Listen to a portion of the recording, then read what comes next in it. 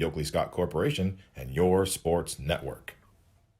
Yeah, I've been closer to Jesus before, so can you help me out? Oh, can you help me out? Am I on my own? Am I on my own? But can you help me out? Am I on my own? Am I on my own? Or can you help me out? Can you help me out? I've been scared to look in my soul.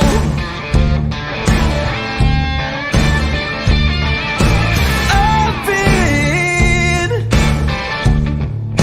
afraid I would follow the road. Yeah, afraid of the things I've been told. Welcome into a Monday episode of Running Point live on ysnlive.com, brought to you by, got a little glitch there, Ty. Yeah. Click the wrong button, more or less. That wasn't a glitch. That was Ty Martell being a gremlin to himself. Done that before, that's for sure. Welcome to Monday's episode, brought to you by Greenwood Chevrolet in Austintown. Anthony Hartwick alongside Ty Bartell, and I feel like every Monday for the basketball season is just going to be a busy Monday because we have a lot. We have weekend recaps. We got the power rankings to show you guys. We're going to have the new Baird Brothers nominees along with talking about the two winners. And then, of course, our game picks for tonight. Yeah, it's really going to be exciting times, too. A lot of games happening over the course of the weekend. A lot of movement, too, that we expect in the power rankings because a lot of top 10 teams fell this week, and some of them, I think, more than once. So it's going to be interesting to see what movement happened within the rankings this week. There are a handful of new teams, and we'll get to that a little bit later. But first, let's recap the long weekend's action. We had games on Friday, Saturday, and Sunday. Let's get to Friday's games first in the boys scene.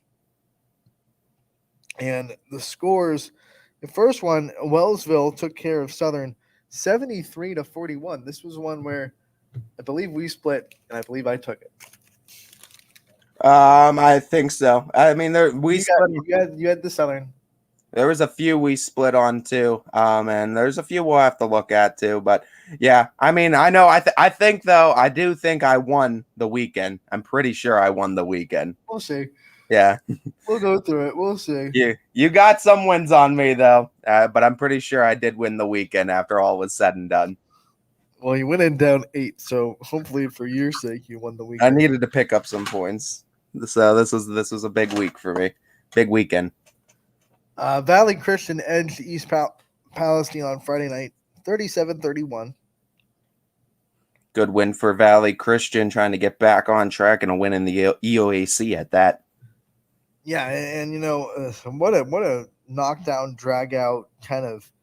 I want to say ugly, but not in like the bad way. Like ugly as far as the sense of both teams were just scrapping and playing solid defense. 37-31. Low scoring, but Valley Christian able to pull it out. Yeah, no doubt. Big win for Valley Christian. Like we said, in those conference games always mean more. Remember last Tuesday, Heartland Christian lost on a buzzer beater in Jackson Milton. They responded with a win on Friday night over Lowville, 75-68. Yeah, and you know what? Credit to Heartland Christian for coming out and now looking at the grand scope of things and how the weekend turned out. That win against Lowville actually means a little bit more now for Heartland Christian, considering what Lowville was able to do yesterday. So honestly, congrats to Heartland Christian for bouncing back and showing that they can beat some of those better teams too, and some of those bigger name teams this year. How about this was one that I didn't expect, and I don't think either one of us picked. Fitch got the win over Moody, 51-46. They get the impressive win over last week in a top 10 team over Mooney in the YSN power rankings. So congratulations to Fitch and Coach Beanie. Congratulations to Fitch. Indeed, are in order. Of course, Fitch, we know, won this matchup last year in Austin Town too. That was actually a really good game, and where Michael Pelini, one of the seniors last year, was in foul trouble. So, and I think he got injured too at some point, so he didn't even play a majority of the game. So, very similar Mooney roster, but it was Fitch minus Todd Simons. But Gianni Maley stepped up with a lot of points on the night. I believe 23 was his final total. So, congratulations to the Falcons getting another win on the season. Now, Camel won big on Friday night, 80-32 over Jackson Milton, the Jackson Milton team that came in with a lot of momentum on that buzzer beater. And you were there for this Camel game. They put them down. They canceled all momentum, and they cruised to this win. Yeah, and the great thing with Camel, when they get rolling, they really get rolling, and they pick up so many points in that transition game. And if you are not sound defensively, you're going to fall behind the 8 ball, and you're going to fall behind it very quickly, because they pride themselves on getting turnovers with that full court press somewhere around the mid-court stripe and just going full, all 5 go to the rim, get to your spots, get ready to put a bucket up and in, and they score quickly and they score efficiently most nights. You had the chance to catch up with Coach Nick Cantorino after this one. Let's hear what he had to say in his post-game interview with you after Camel's win over Jackson Milton. Welcome back, everybody. I'm here now with the winning coach of today's game, 80-32, the Camel Memorial Red Devils tonight. And Coach Cantorino in the post-game interview. Coach, first question I asked to Zach Luciano, and I'm going to ask the same thing to you. When you have nights like this, where the offense just seems to be making everything, and the shots are falling in, and there's really no resistance, how much easier does that make it for you as a coach when everything's just kind of flowing and you don't got to worry too much on offense? Yeah, it's nice. I think with the pressure we bring, it makes it a lot easier, because we want to live in transition. We got a very athletic team. We could shoot the ball pretty well, which we did tonight, which we didn't do last game. We only made 1 last game. So we kind of figured today was going to be a little bit of a turnaround in that area. But when we're running the court, we're pretty dangerous. And it kind of just shows there. We kind of just score in bunches. You know, it happens pretty quickly, but it all comes from our defensive side of the ball. And just really proud of these guys tonight. Talking about the guys that coming back to, number one, Kevin Moore, obviously reinserted into the lineup tonight. We asked Zach a little bit about that as well, but talking from a coach's perspective, what makes him so much more dangerous to add to this lineup, and why is he so effective when he's back in it? Well, he's very skilled, and it helps being 6'4", 6'5". He can kind of shoot over anybody. And with the zones, he kind of sees over everything. And we're a very unselfish team, and it helps having 23 down low, who's just a machine down there, scores at will. But we're a very unselfish team with a lot of skilled players. And, just excited to be a part of it, you know? You talk about it, too, and it's a team where everybody helps everybody. And our player of the game tonight was Zach Luciano, just because of his way to stretch that floor and open Absolutely. up the inside lanes. And just hint on that a little bit more, and just how important he is to this team and creating those other opportunities for other guys. Absolutely. He's always been a good shooter for us. And this year he's kind of picked up his defense a lot. He's doing really well, harassing people. And again, when he's open, we want him shooting the ball. And people find him. He likes the corner threes, the wing threes. And he was hitting them tonight. People were finding them. And I'm happy for him. Last question for you, Coach. We obviously know your next game is just in a couple days' time at Rocket Mortgage. Just talk to me a little bit. We obviously know this is your second time you went back there last year, but talk to me a little bit about how special of a moment it is for the kids to play on this type of floor, and also preview this very tough Louisville Rockets team that's going to be bringing height and should be a good one on Sunday. Absolutely. Yeah, we're excited. I mean, it's not every day you get to go play on a court like that in that arena. You know, I know the kids last year really liked it a lot, so hopefully these kids cherish it too. And, we're excited about this matchup here. They got some skilled guys.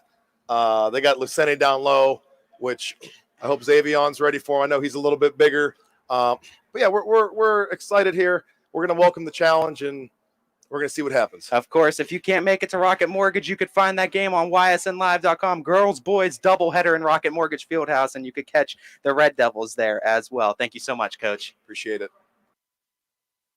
That was Camel's head coach Nick Cantorino after their win on Friday night over Jackson Milton. Ty, you also had a chance to talk to Zach Luciano. Let's hear from him after the Red Devils win over Jackson Milton on Friday night. Hello and welcome back, everybody. Ty Bartel alongside tonight's player of the game, Zach Luciano. 14 points and really extending the range tonight for the Camel Memorial Red Devils. Zach, first off, I want to just go on your performance and the whole team's performance tonight. It seems like you guys were shooting at a very high clip. What was just the team's mentality going into this one, and how were you guys feeling shooting the ball tonight? Oh, we had the momentum from the last game, so we just brought it forward to these games, and we know we had to shoot the ball because they were probably going to run a zone on us. So we get the ball inside and kick it out, and it just leads to our shots. As we saw Kevin Moore return to the lineup here in this one, take me inside the locker room a little bit and just tell me what makes him so effective and why this team is so much better when he's on the floor. He just gives us a lot of confidence. He really brings the team up. When we need the confidence to shoot, he tells us to shoot. He just really tells us what to do. Being obviously a senior with the program, you obviously have a lot of memories that have had happen here in Camel, and it's obviously a special place. Just reflecting on your Camel experience a little bit, why is this school so special, and why is this team and why is Coach so special? Oh, this is where I was born and raised, so this is the only school I went to, and it's just a special moment to graduate here, and it's a fun year, and this is really a different change in the season because this is the first time we're winning. Here's a fun question for you, and it's my last question. Sunday, man, you're going to Rocket Mortgage, and you're going to be playing on the home of the Cavs floor. How excited are you for that one, and how excited are you to match up with another very good Lowville team? Very excited. We're very excited to go play on the Cavs court again. We got to play last year, so this is going to be a great time for us, and we're ready to go play against Lowville, bring the momentum from the other games. As Sunday, 12-12, they will be facing the Lowville Rockets at Rocket Mortgage Fieldhouse, and you can catch Zach Luciano and all of the Camel Memorial Red Devils on Sunday. Thank you so much, Zach. Thank you. That was Zach Luciano, the player of the game, in Camel's 80-35 win over Jackson Milton on Friday night. Of course, all those interviews, all of our interviews too, that are conducted post games too, by all of the announcers that we have that graciously do them. They are always posted to the stories too and to YouTube. So anytime you want to find your team post games too, you could always check our socials. You could check our YouTube, and you can check our actual site and our stories there as well. And if you happen to be watching this show on YouTube, which you can, make sure to subscribe to YSN, hit that notification bell as well, so you'll always be notified when we post new videos. We got a lot of them coming up, so you don't want to miss an interview or a show pop up, because they're sometimes the YouTube algorithm doesn't exactly give you every video we post. So make sure to hit that notification bell and subscribe to our channel. We move on to the scores. Cheney with the win on Friday night, 55-35 over a strong Howland team. Yeah, and the Cowboys are proving once again that they are forced to be reckoned with. One of a few wins that Cheney got over the course of the week, and they did also cleanse some demons that haunted them from earlier in the season, and they did get a little bit of revenge. So I think we'll get there. Yeah, I know, nice tease, but the Cowboys, I think, are making a very good case on why they deserve to be in those top three in that power rankings and why they shouldn't be moving at all. One of the things that really impresses me about Cheney, I had the chance to see them live on Saturday. Man, I think a lot of people think when they think about Cheney and this team, they think about the offensive players they have, the shooters, and obviously Clive Owen down low and everything that they have. They play really, really good defense. I mean, holding Howland to 35. They don't have to score 70, 80 to win games. No, and you know what? That's just physical nature defense, and Isaiah Williams does a great job at the top, running it from the guards and protecting that perimeter as well, typically handling the ball handler as the opposite primary point guard. And you mentioned Clive Wilson down low, too, a great guy in the blocks, from blocks to shoulders, and as far as paint defense is concerned, he does a fantastic job at that. And then just all around, too, Cheney has athletes. They have athletic guys that are going to keep pace with you. They could run with just about anybody, and if you choose to press them, they can get out of a press. They know how to beat the zone. They're a very high IQ basketball team, and that's why they're so hard to beat, because they can beat you in so many ways. We'll talk a little bit more about Cheney later, because as you teased, they did have another game on the weekend where they were able to show up. Springfield opened the season 72-61 win over Crestview. And this is a late start for Springfield, but they don't appear to have any rust. Yeah, and this one we knew it was going to be a challenge for the Tigers, with Crestview always bringing solid teams in and year out. And Crestview did pose a challenge. I mean, only an 11-point victory from Springfield, but nonetheless, the Tigers coming out strong inside that MVAC as we expected them to. And Anthony Romo had the chance to catch up with head coach Jeff Brink after Springfield's win over Crestview, and then he also got a chance to talk to Adam Wary, the player of the game. So let's hear from both of them after the Tigers win on Friday night. Anthony Romo here with Coach Brink after Springfield's season-opening victory over Crestview tonight. Coach, got the first game under your belt. I'm sure there were some jitters early on coming back to your alma mater. Just what are some impressions you have from your team's performance tonight? That I got a great group of young men. I mean, I got some guys that just battled. It wasn't perfect. We knew that was going to happen. It's nothing unexpected. With a limited amount of time, we knew there was going to be some bumps in the road. There was going to be some things we need to clean up. But I think we look for battle level. Where are we going to stay with it? And I thought the senior leadership really showed in the second half. I mean, we got a great group of young men. Adam banked some big shots for us. Alex grabbed a couple big boards, and I thought Jake Joyce was awesome in that third quarter, helped with some great finishes. And I think we did a good job adjusting. I mean, we had to draw stuff up in the huddle that we just haven't had a lot of time in the lab to work on things. So for us, it's, we do the best we can with what we got in the time that we have. Having 4 starters tonight get into double figures and your 5th starter with 8 points tonight, how crucial is it for you guys to spread the wealth on the offensive end? I think that's something that, I thought Coach French did a great job of over the last couple of years was they had such a balanced scoring attack. I think they had 5 last year in double digits, and that's always something you want.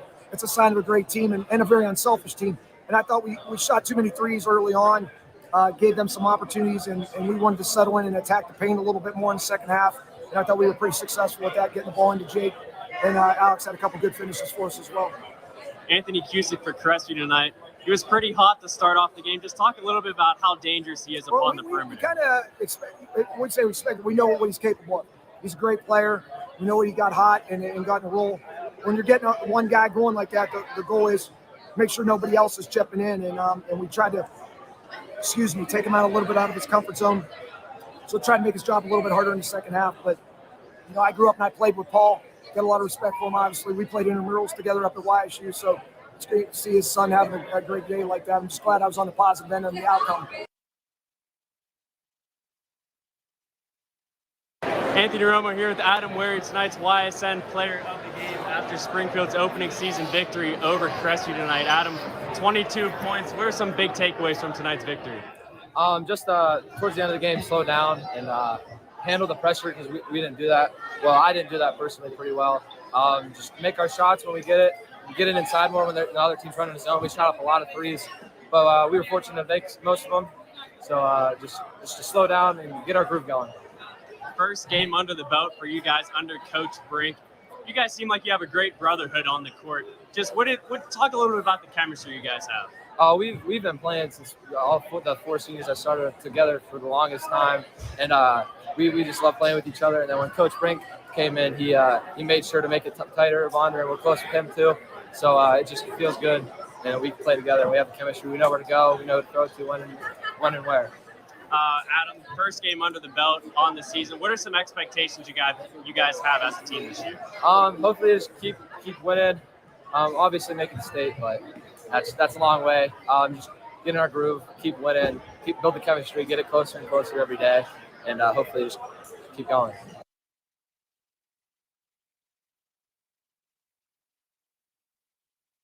That was Jeff Brink, head coach of the Springfield Tigers, and Adam Wary after their big win over Crestview to open the season.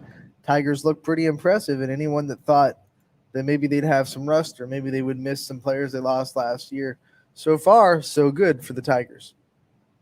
Yeah, and they looked really good in game 1 of the season, and they're another one of those teams that I expect to get better as the year goes along, as a late start to the season, but that doesn't always, put you at a disadvantage early on because some of these teams have some games under their belt, but you're going to be hitting your stride a lot later in the season, and every team will tell you they want to be peaking as late in the season as possible.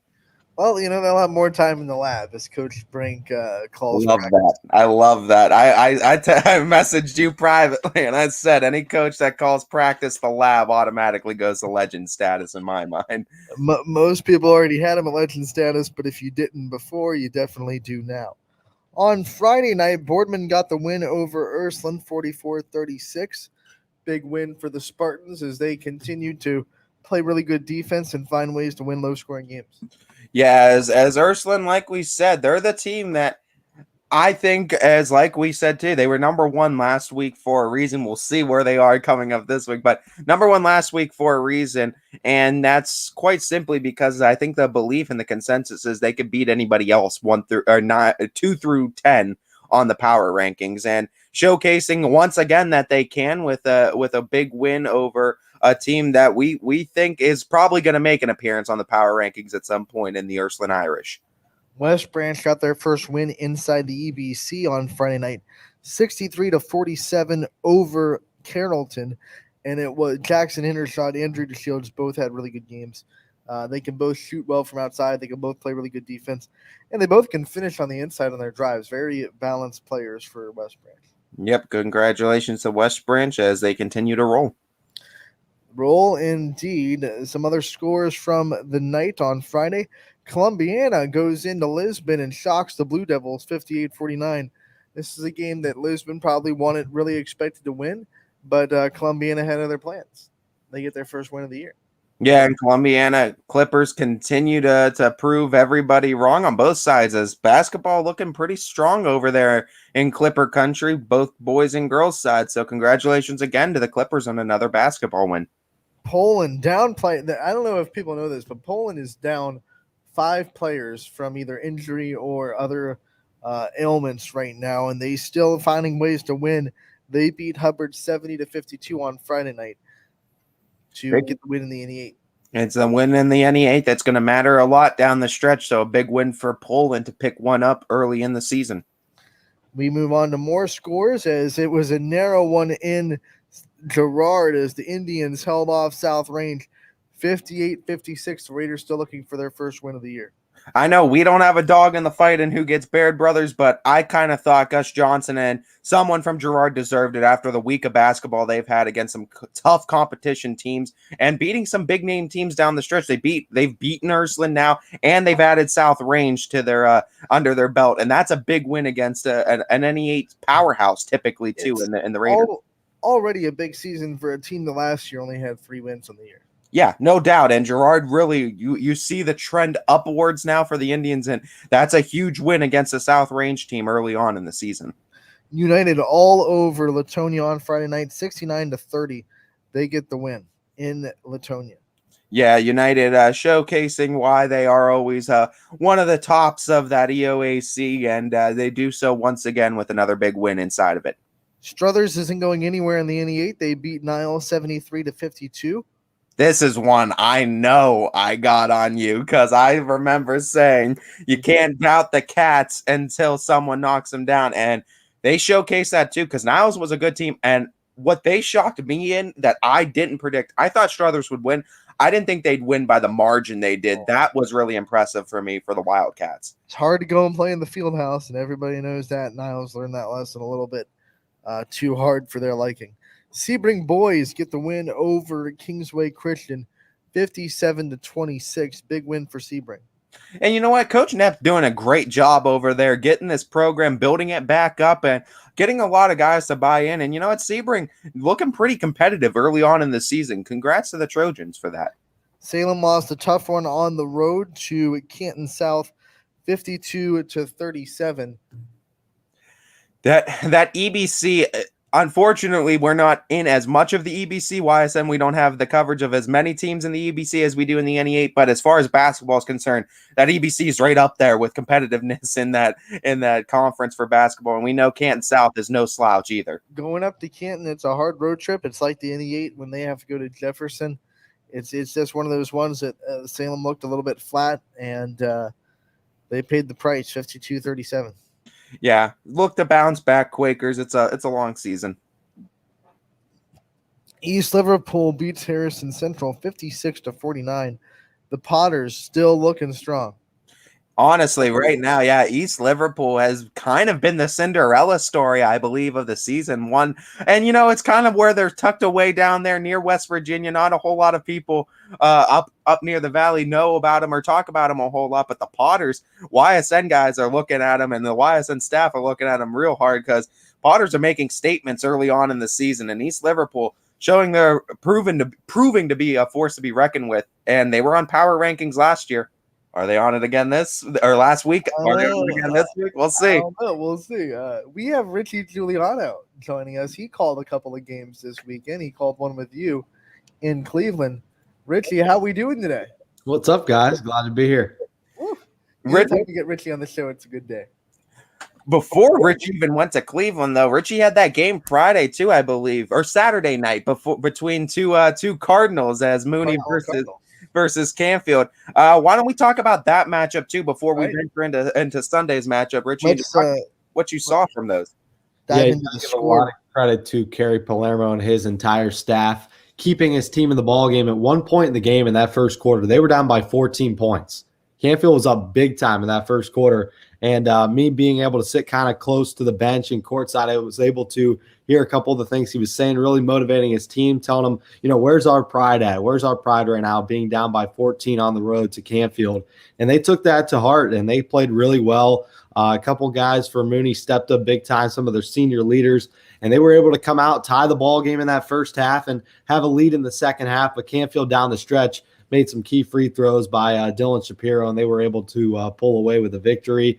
Jake Gerdick was big. Zane Muckeroy hit a couple big-time threes, same with Harry Slavin. So a couple key pieces for Canfield there that we saw against Louisville and Cleveland on Sunday afternoon. So it was a good game. And, Mooney's got a couple of great guards, and Pecchia down low. He's a big guy. So they got some talent this year. They're going to be a good squad. What kind of things did you see from both teams that make you optimistic about their chances going forward in the season and come playoff time back in February? I think the obvious thing for Canfield is their size. They got 2 6'6" forwards and Jake Schneider, who had 7 blocks in the game against Cardinal Mooney. And they also have Jake Gerdick, who's able to put up more than 15 points a game. So when you look at Canfield, it's their size that really stands out to you. There's not too many teams that are going to be able to match up with them in the post. And then on the other side with Mooney, they just play fundamental basketball. They're a really good fundamental team. They move the ball quick. They're always moving. All 5 guys on the court, very fluid offensively. And they also have some senior leaders that could guide them to victory. And they're also pretty strong on defense. So I think defense is the key for Mooney. And then for Canfield on the other side, it's using their height to their advantage.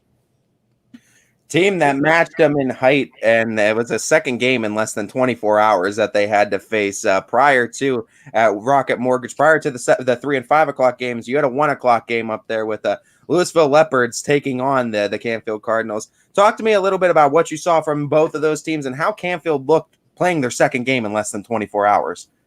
Yeah, it's tough to play 2 games back-to-back like that. But, I think the juices were flowing there when you enter an NBA arena. And I don't think that's going to be an excuse for this Canfield team in their loss last night, 63-59 against the Louisville Leopards. When you look at the Leopards, they have 3 big scorers that can attack you. And when you said they matched up with size, you're right, because they have A.J. Lingenhole, who's 6'7" and a senior who scored 13 points down low. But the big scorer for the Leopards is Will Aljancic. He had 26 points against Canfield in Rocket Mortgage Fieldhouse. That guy's just a scorer. His ability to get to the bucket is insane. He finishes through traffic, under contact. So Will Aljancic, very impressive. Tyler Bolden, another guy who was able to throw it down against the Cardinals. And then on the other side, Jake Gerdick had 18 points. He was the leading scorer. And Zane Muckeroy was able to hit 4 3-pointers in that game. So when you look at both sides, scoring ability is there. And there's no doubt about that.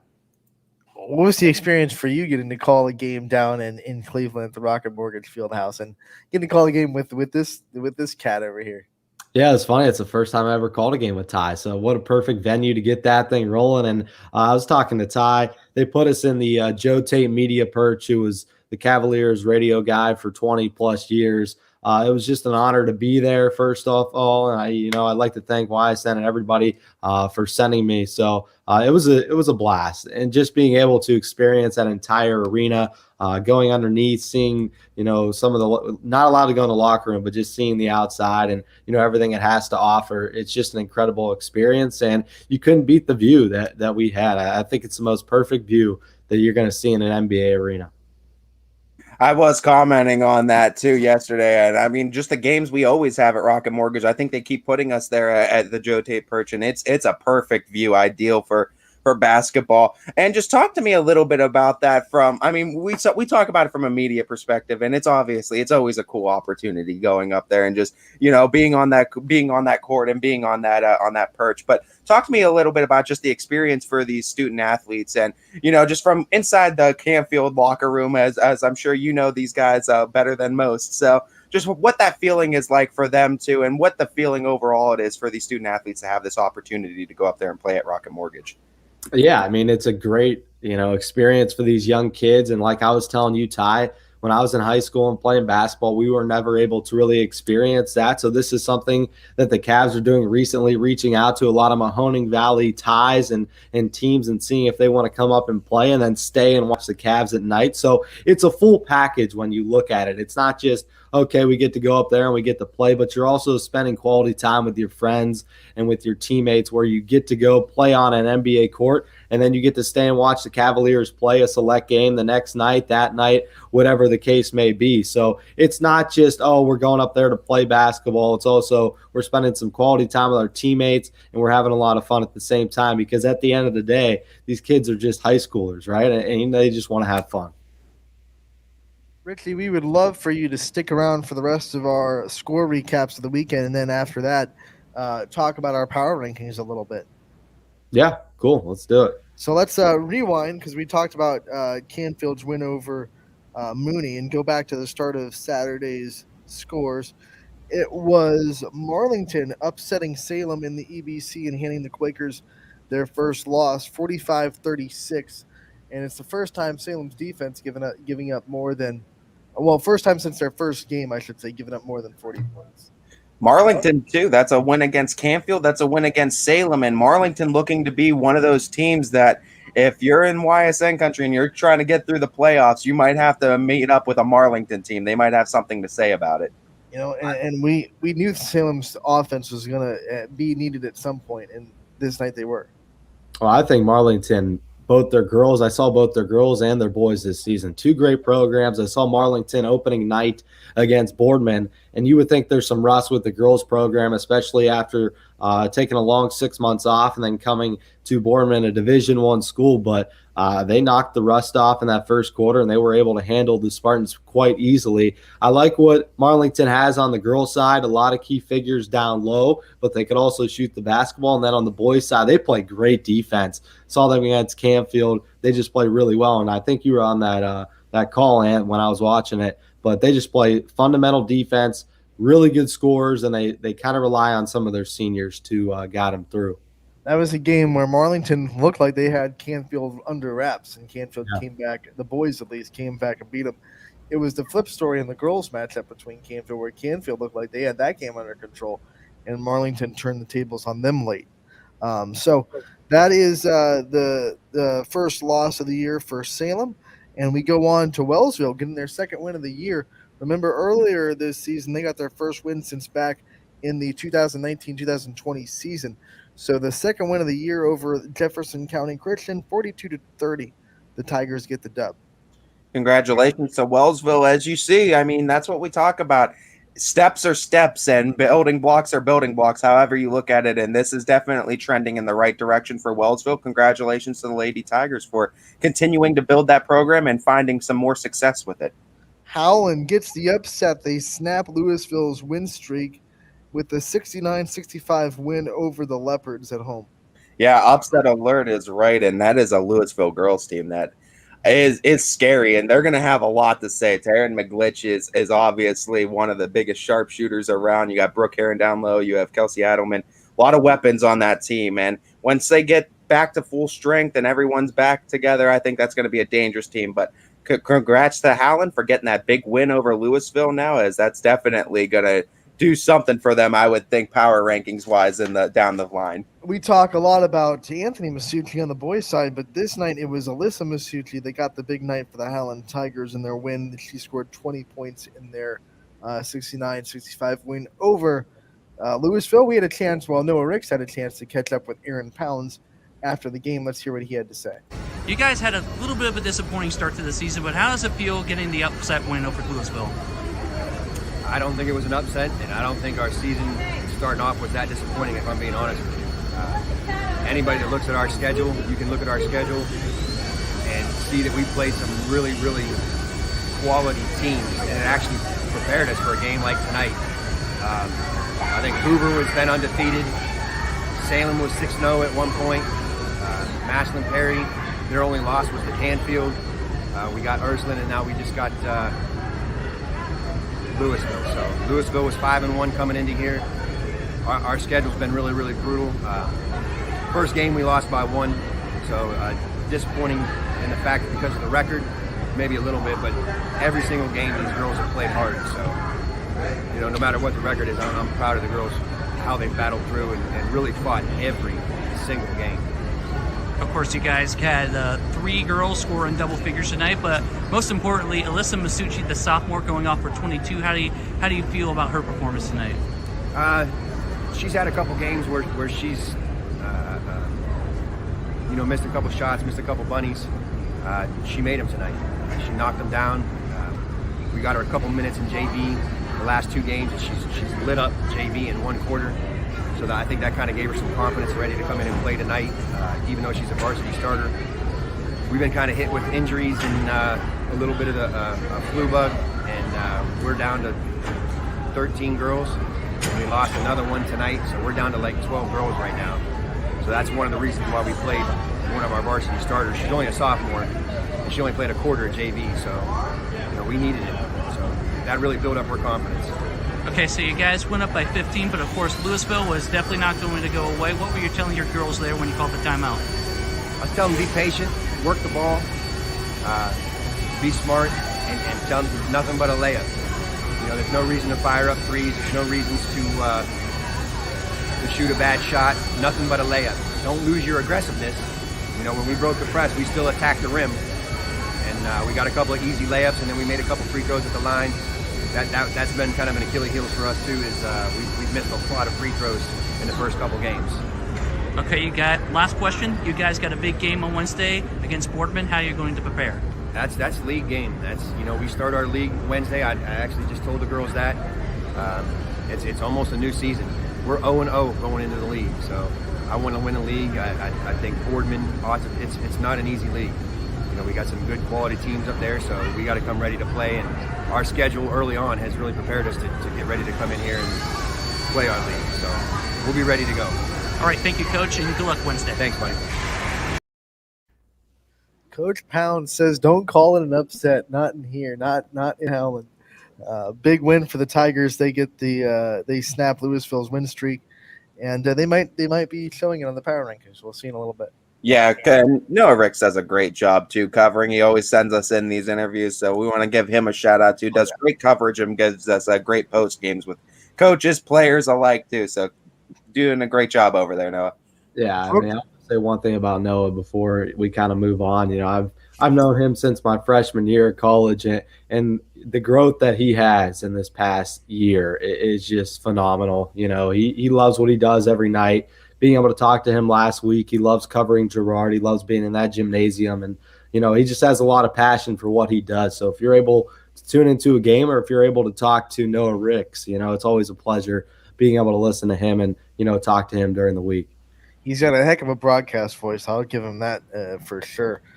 We move on. Brookfield gets their first regular season win over Crestview since the MVAC kind of made this split, or whatever you want to call it, inside the tiers. They win 48-44. This was a team that lost 2 meetings in the regular season to Crestview last year before beating them in the tournament. So Brookfield shakes a little bit more of the cobwebs off and gets the Crestview monkey even further off their back with a regular season win. And congrats to them because that's in conference. That's gray versus gray on that one. So that goes a long way for conference standings. And I mean, it does a lot for your confidence too. So congratulations to Brookfield, showing that it's not like seasons past before. And this is a team that's ready to take a hold of that crown. Last year they were young. This year, not so much. They have a lot of experience returning, and they're looking to flex their muscles. A big one tonight. We'll pick it a little bit later in the show. Yeah, it's always going to be exciting. Matchups are always so big around this area. We have a lot of good teams this year, and it's just so fun every night. We had a chance. Well, you had a chance to talk to Coach Wilson and Zeta Creaky after Fitch's big win. We're going to move on to that score. I got a little bit ahead of myself, but we'll move on to that score. 47-45, the Falcons get the win over Struthers. And you know what? This is a Struthers girls team that, you're trying to adjust to everything you lost last year. And Chloe Nieder, I got to tell you, she's a baller if I've ever seen. And she could take it to you, and she could put up 20 on any given night. And she put up 20 on the Falcons. And boy, oh boy, they got it to her. And when I was saying this close from the game-winning 3 inches in and out, I mean, they got it to her in the hands. And I mean, cold-blooded, you always want her taking that last shot too, and it just fell in and out this time, but she was so close to ending it there. But Falcons do pull it off, and this is a big win for them over an NE8 opponent. Richie, a lot of close games on this Saturday. We keep going through it. 2-point game there, 4-point game with Brookfield, 4-point game with that Howland Louisville win. Things are starting to heat up in the basketball world. And I think it just shows you the balanced talent across the area this season. There's not really one team when you look at it that's going to blow you away outside of maybe a Cheney or a Boardman that has a lot of talent and a lot of senior leadership coming back. But outside of that, an evenly spread field. I mean, you look at the games, Ty, that we had yesterday. You have a Camel team who was 4-0, and then they suffered their first loss to Lowville, who was really good. And you got Canfield and Louisville, 2 teams that Canfield was 4-0 coming in, and Louisville was 2-1, and Louisville takes down Canfield. So, I mean, there's no team in this area that you're going to roll into their gym and be like, okay, we're going to beat you. I mean, there's going to be a lot of close matchups this season, and I think that makes for great basketball across the valley, if we're being honest. Yeah, needless to say, I don't think we're going to see any Struthers-type runs this year of just rattling off an impressive undefeated season or a McDonald type run where it was like 17 in a row before. I think like Richie said, there's a lot of balance and talent, and a lot of these teams, basketball in a sense and as a whole is really on the uptrend, I think, at the high school realm. And a lot of people are getting into it at an earlier age, and we're seeing a lot more talented kids move up through the rankings. Let's hear a lot of talent coming back to this area as well. When you looked at some of the players in the past, they were transferring out to schools that had open enrollment up in the northeastern area, where it's Akron, Canton, a couple of those schools that are really profound basketball programs. But now they're starting to come back. Like we mentioned, Ty, Camel's got a couple guys that didn't play for the Red Devils 2 years ago, and they're starting to come back to this area because basketball is growing and the talent's starting to get a lot better. Let's hear from Coach Wilson and Zeta Creaky, the player of the game for Austintown Fitch's win over Struthers. Ty, you had the chance to talk to both of them after that game, and we'll hear from them now. Welcome back, everybody, as I am here with today's winning coach of the day, Coach Jeff Wilson of the Austintown Fitch Lady Falcons, 47-45. And Coach, talk to me a little bit just about your team in this one, and down for most of the game, constantly battling back and finally able to come through with a big victory. Defense down the stretch helped out a lot with it. Just talk to me about how proud you are of your team for this victory. I just told them that I'm extremely proud. Like, out of any game we've won, 4 games, I just told them the other day, we're going to be in a close game. And we really haven't been in a close game. We've won 3 by blowouts. We lost 3. West Branch was rough, and then the other 2 were in the game, but they were pretty decided by the end. And just the character of a young team to step up and finish the job I'm extremely proud of them. Extremely. Couldn't say much. Talk to me a little bit. Of course, we know our player of the game, Zeta Creaky, and we'll be talking to her here shortly. But one other player I want to highlight today, too, Ayla Ray, stepping up as pretty much primary point for most of this game. How do you think she looked in that, and how much does that help your offense when Zeta doesn't have to be the primary ball handler all the time? Yeah, I mean, Zeta, every team's going to key in on Zeta. I mean, obviously she's a great shooter. She's averaging about 18 points a game.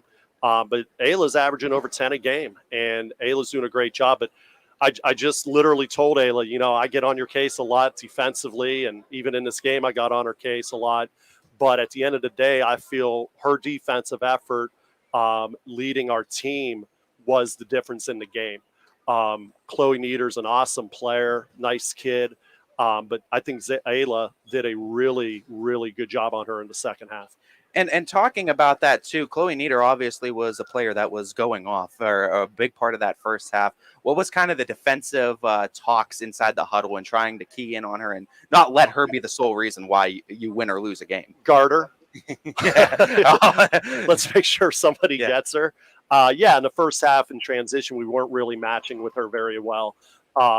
So we were running a little 2-3 and we were getting to her, and then we switched to man there in the middle of the third through the fourth, and just kind of collapsing on her, helping on her, because she could attack anybody. But again, I think Ayla did a really good job containing her. And then I think the help defense on her was really good in the second half. Talking a little bit about too, of course we know Chloe Nieder was a great shooter. You guys got that great shooter of your own. We mentioned Zeta too, and kind of just preview this player of the game today, obviously for good reason too. She was the one that was able to get those foul shots down the stretch and really help ice this one. Just talk to me about how big of an impact she is for this team and for this particular group of girls. Yeah, Zeta's a captain this year. She obviously coming in new this year. I knew Zeta. I taught her in 8th grade, and Coach Nern's a good friend of mine. So, coaching the boys here, I knew about Zeta and what she could do. But I feel she's slowly becoming more of a leader. Zeta's going to get her points. She finds ways to score. But her leadership and buying in on defense and doing those little things, I think, really propels her to being a good all-around player. Final question for you, Coach. Obviously, we know this upcoming Monday, you got a matchup with Mooney as part of an all Cardinals week for you guys. It seems like. Preview this matchup at home versus Mooney and what you kind of expect from the Lady Cards and what you guys are going to need to do to continue rolling. Yeah, we scrimmaged them earlier in November. It's my alma mater, so I'm fired up about that. Dom DiOrio, the head coach, and Robbie Venrose, the assistant, were teammates of mine, so that'll be fun. I'm actually older, even though they look older, and it's going to be a good game. It's going to be a grind-out game, I feel, just like today. Then we do have Canfield on Wednesday and then Mooney again on Saturday. So told the girls, you got a good chance going into Canfield 5-3 if you play hard and key in on Coach DiOrio's daughter and the Rouser girl and the Fire girl. They're all good players, and just be the more physical team, and you always got a fighting chance. Of course, you can find that game right here on ysnlive.com. It'll be Fitch versus Cardinal Mooney right here on Monday. Thank you so much, Coach. Hey, I just want to say hi to Patrick and Sydney. I love you. We'll say hi to Patrick and Sydney for you as well. Thank you, Coach. Welcome back, everyone. I am here with today's player of the game in Zeta Creaky. 12 points on the night and very competitive game against the Struthers Lady Wildcats.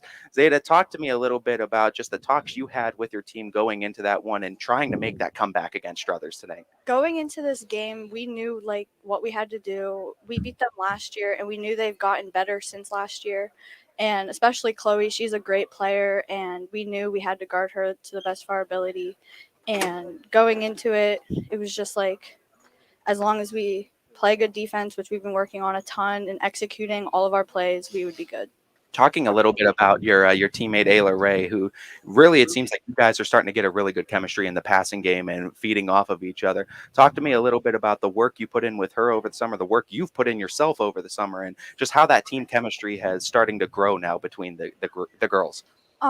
Me and Ayla, all summer we were playing together, and especially in summer league, we were finding out different ways to pass to each other, and especially with the younger girls, they're all mostly our team's inexperienced, and we just have to bring each other up if we make a bad pass and just keep going and make sure we execute it well. Being an integral part of this team last year, I know you already have your name put up on these record books of these walls, 10 threes in a game already. But just knowing about that and knowing where you guys were as a team last year compared to this year, just talk to me a little bit as being one of the captains, the growth you've seen from the younger girls and some of the freshmen that have stepped into this team now, how important they've been as well.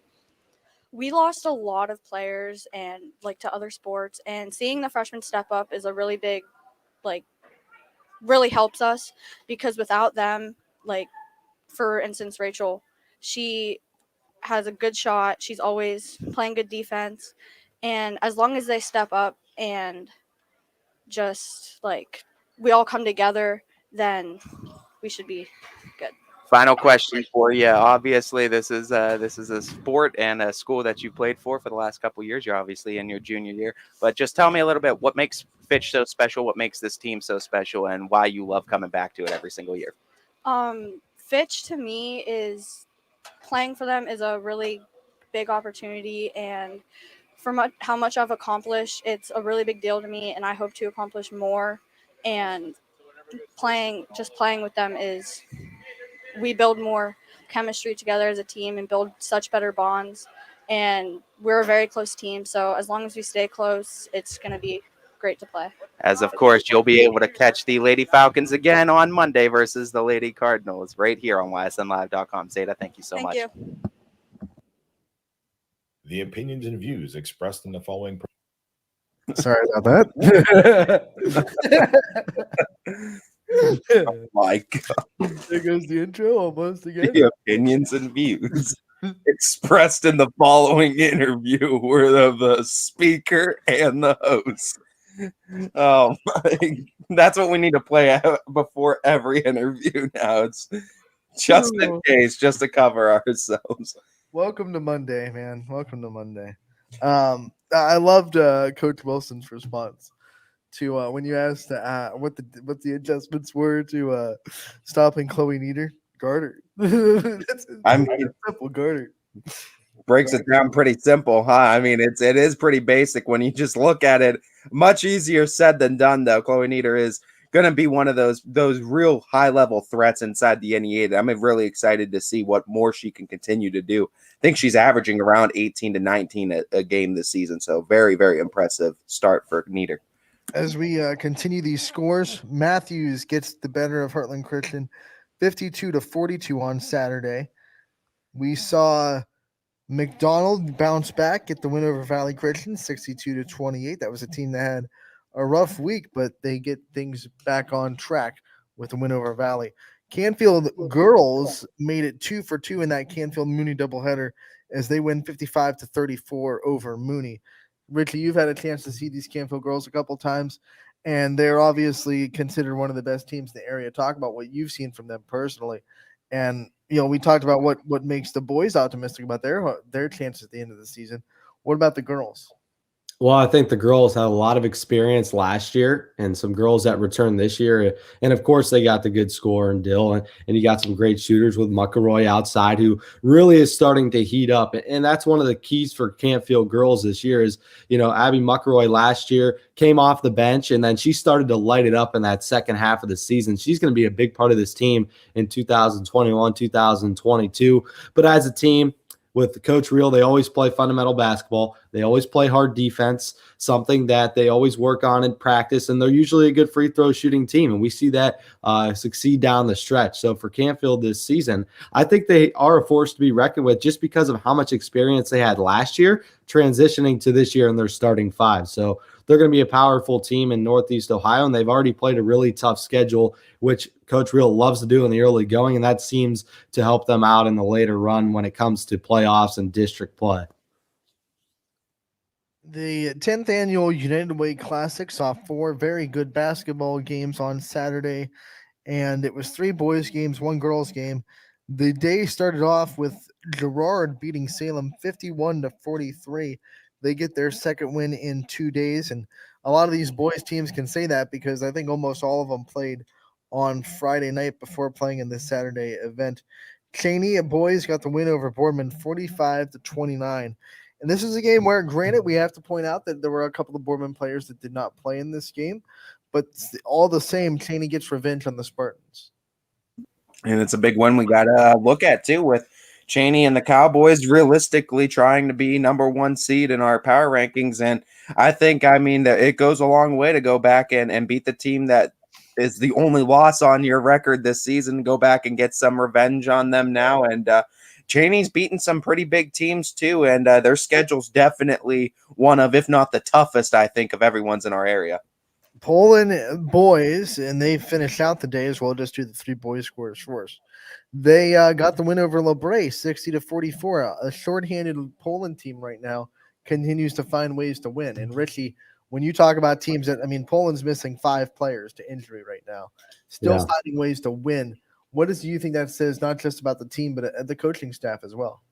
Yeah, I with the new leadership under Poland after Grisdale retired, I think he found the right hire, and I think he grew up. He grew up a lot of his assistant coaches. A lot of the assistant coaches were on the bench under Grisdale, and that just shows you the type of leader that he was. And he always found ways to win. It doesn't matter. I know when Poland played Canfield when I was in high school, they were always missing a couple guys, and even if they were, they always had such a good game plan. And it's just that system. It's the Poland system that is so successful over the years. Run the same offense, good defense, fundamental. They barely turn the basketball over.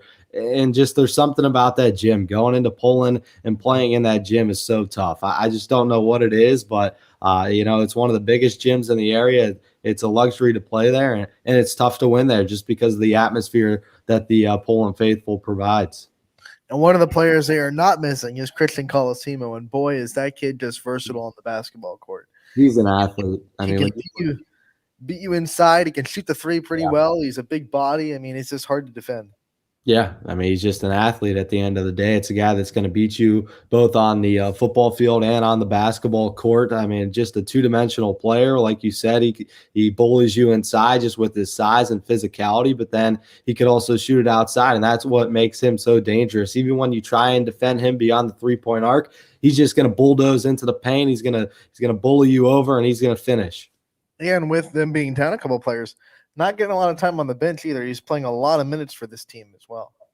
Yeah, he's going to have to step up, obviously, when you got players down like that. It's tough, especially in a United Way Classic like that where you're playing a couple games in a weekend. It takes a lot. And I think for him, mentally and physically, he was prepared from the time he started his football training in the offseason to now, where I think his stamina is a lot better than a lot of the players in high school basketball right now. So he's definitely prepared to play the full minutes that he needs to play. And in the girls' matchup, it was 2 powerhouse programs, 2 well-respected programs. West Branch met Poland. And interesting tidbit, coming into that night, Poland girls were the only team in the 9 years of the United Way Classic to be undefeated throughout the 9 years. They hadn't lost in this tournament in 9 years. West Branch changes that. 46-42, they get the win over Poland. They hang on and survive a fourth quarter rally. They were up by 13 after 3. Poland cut it to as low as 3. But West Branch pulled away and won 46-42. And they continue to look very impressive in West Branch. 6'1" Sophie Gregory is a point guard, hard to deal with. I also think the heartbreak is something that is good for this younger Poland team that's bringing a lot of new faces and a lot of girls that have to step up this season. You're going to have to go through these kind of experiences, and you're going to have to find these chinks in your armor.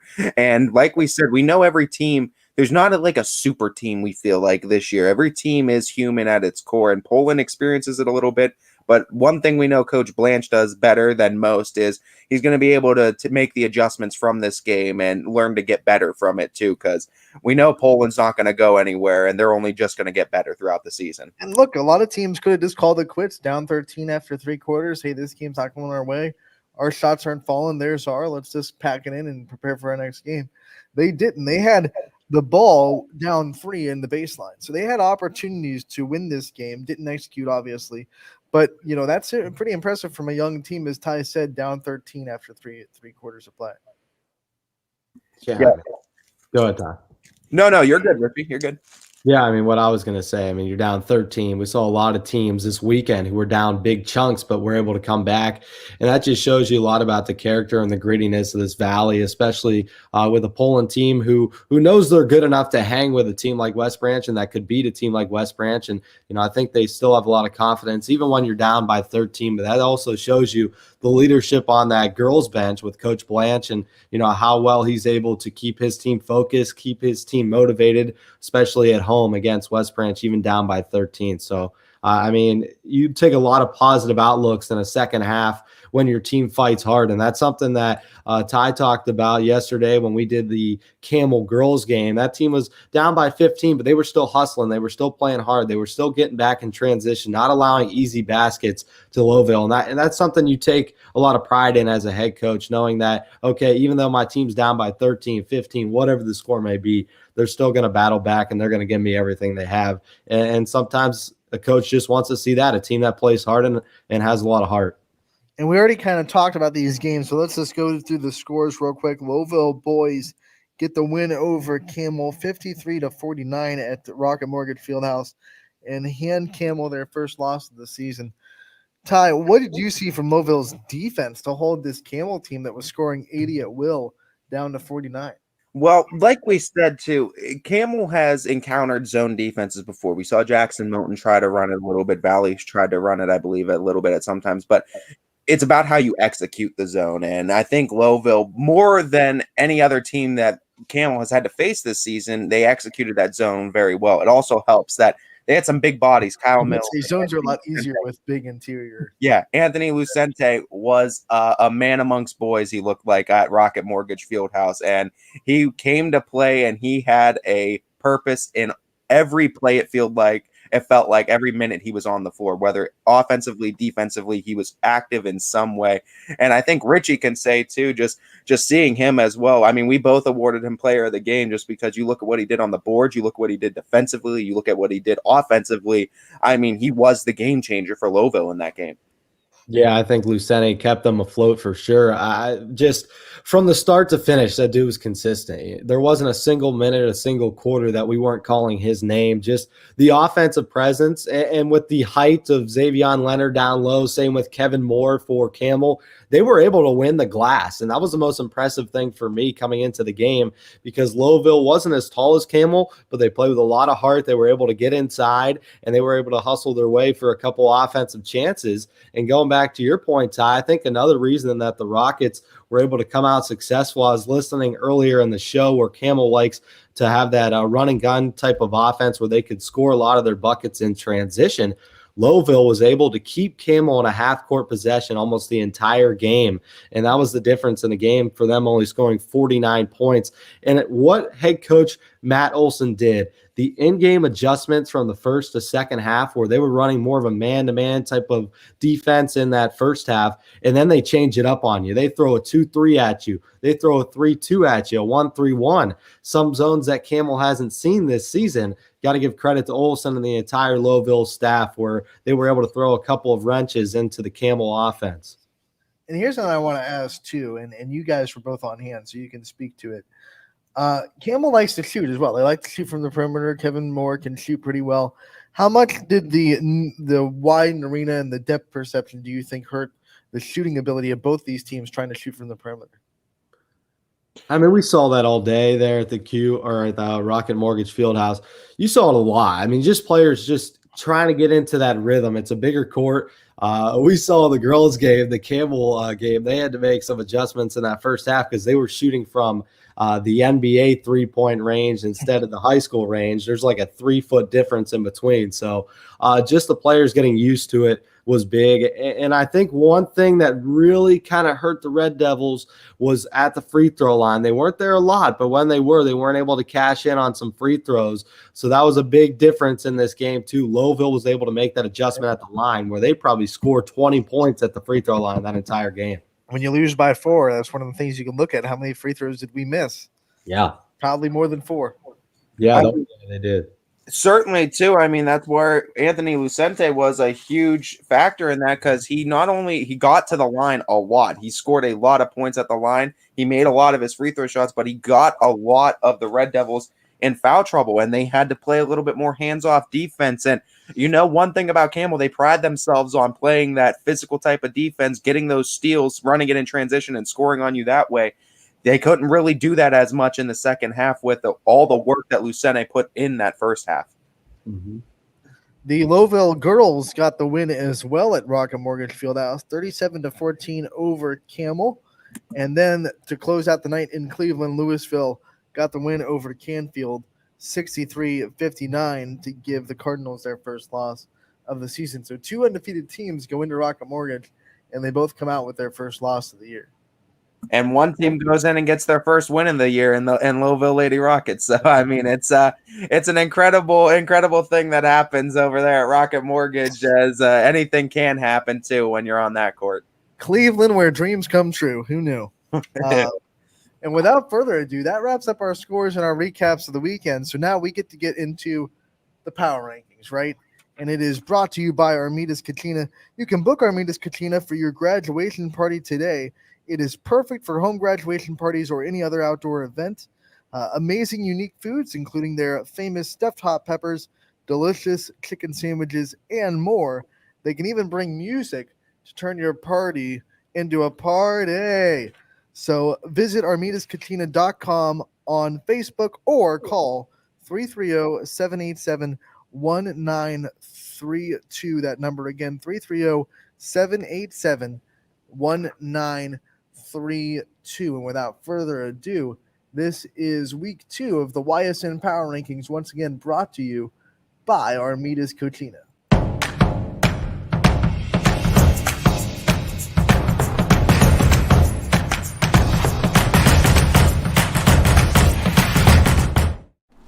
Week 2 brings us some of our biggest opportunities from the girls' side, with Canfield keeping on top of the polls at 4-2. Liberty makes a big jump from number 5 to number 2 at 5-0. Salem with a small fall from 2 to 3, now that they're 6-1. West Branch fills the 4th spot. Poland at 4-1 will be number 5. Number 6 is Howland. Louisville, Springfield, Brookfield, and Garfield fill out the rest of your top 10. Congratulations to those, and best of luck moving on this week. On to the boys' power rankings for week 2. Cheney takes over the top spot at 5-1. Boardman does a flip down to number 2 with that loss to the Cowboys. Campbell falling in at number 3 at 4-1. Canfield staying sturdy at number 4. East Liverpool taking on some premier talent this week. Drops a little bit, but they will be back, holding on at number 5. West Branch debuts at number 6 on a 3-0 start. Number 7 is Louisville at 3-1. Poland makes a jump from number 10 to number 8 at 3-1. Howland at 3-1 also, and Mooney rounding out the top 10 at 3-2. As always, we thank Armidas Kachina for the power rankings for this week. So as we look at those, and we'll bring up the graphics here in a minute, we'll start with the girls.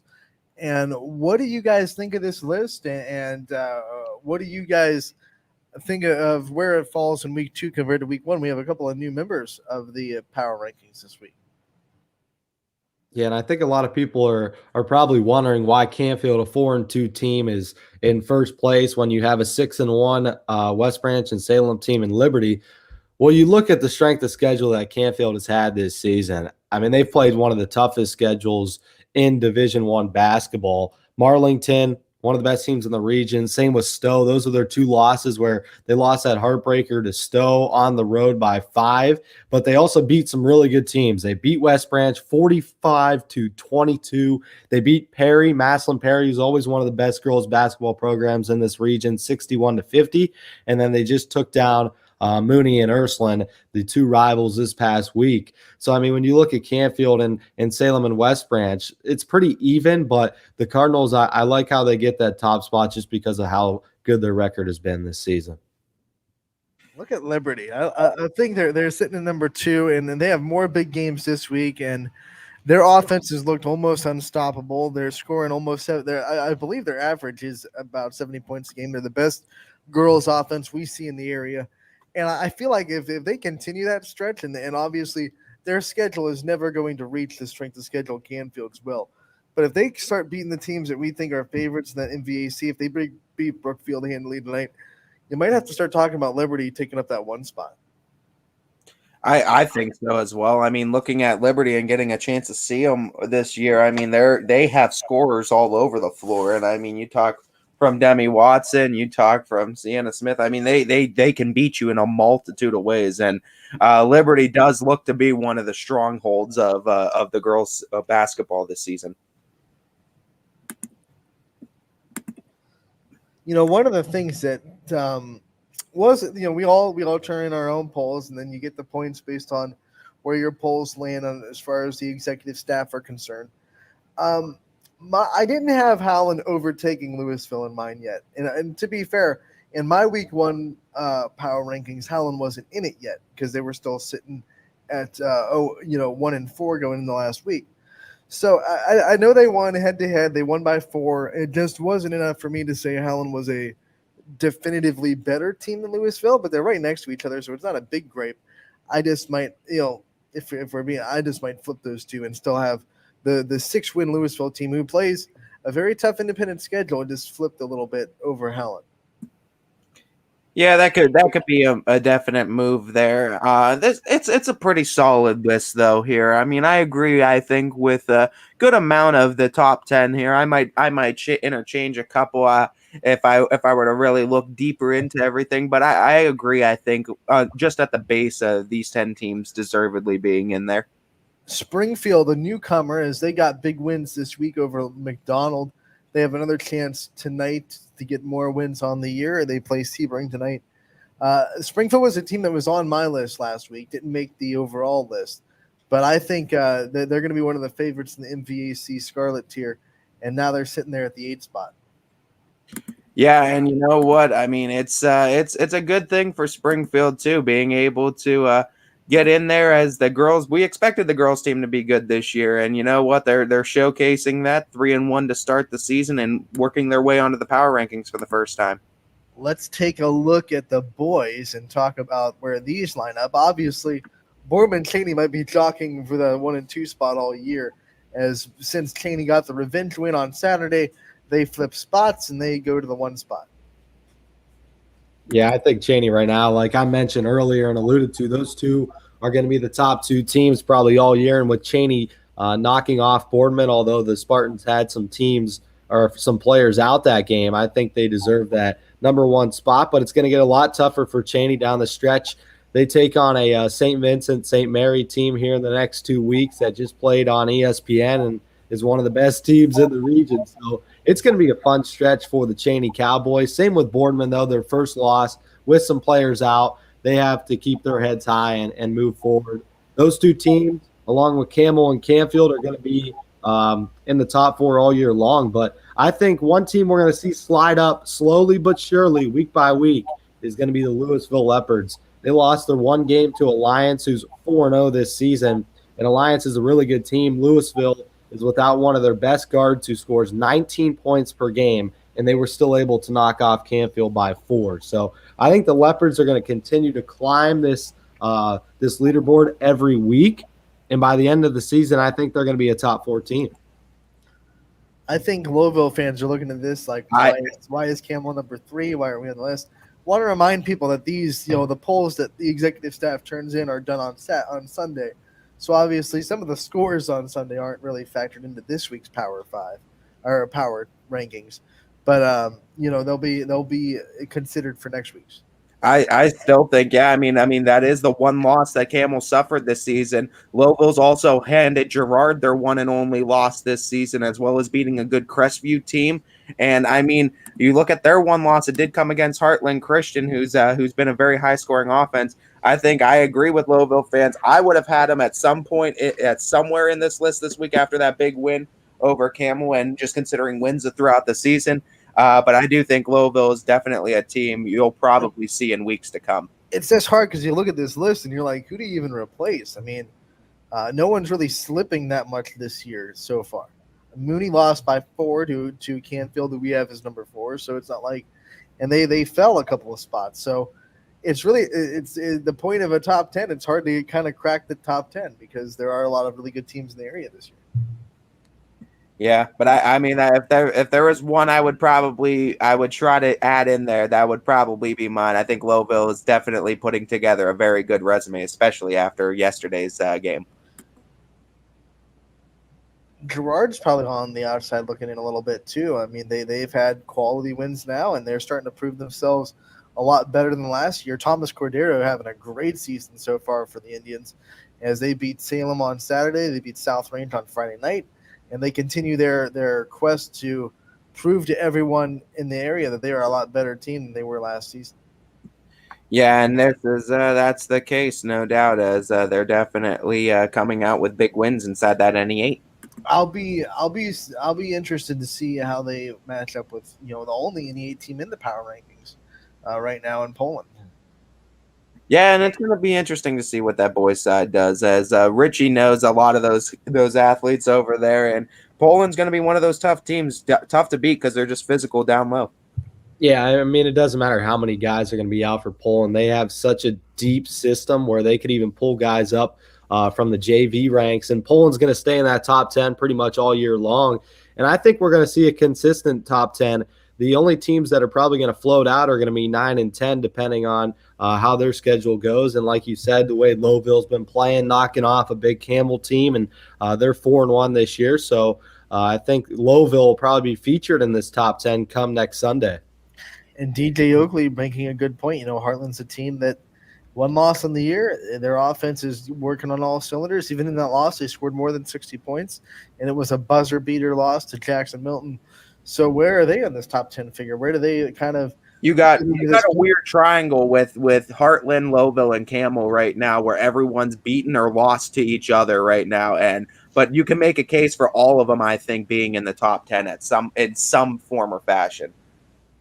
It's a long season. There are plenty of more power rankings that are going to be released, and Heartland has plenty of opportunities to kind of prove themselves and crack this code. Yeah, and I mean Heartland definitely. I mean with all the wins they've put together this season, like I said, that Lowville win looking pretty big now in the grand scope of things and what Lowville's been able to do.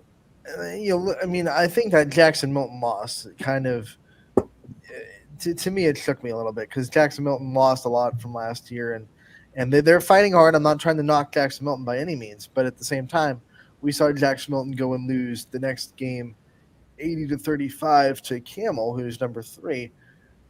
I feel like if Heartland wants to be top 10, they have to beat teams that they should beat.